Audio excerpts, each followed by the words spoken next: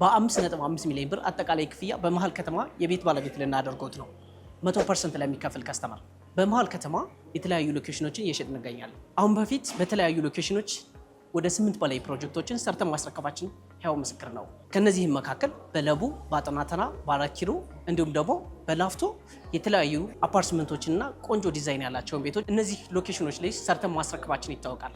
አሁን ደግሞ በመሃል ከተማ ሳር ቤት አደባባይ አዳምስ ሞል ጎን ላይ እንዲሁም ደግሞ ከአፍሪካ ህብረት ጀርባ በቡልጋሪያ እንዲሁም ደግሞ በአዋሬ ሳይት ላይ አፓርትመንቶችን የንግድ ሱቆችን ደግሞ በፒያሳ በገላንና እንዲሁም ደግሞ በቡልጋሪያ የንግድ ሱቆችን አጠቃላይ ክፍያ ከ2.5 ሚሊዮን ብር ጀምሮ እየሸጥን እንገኛለን።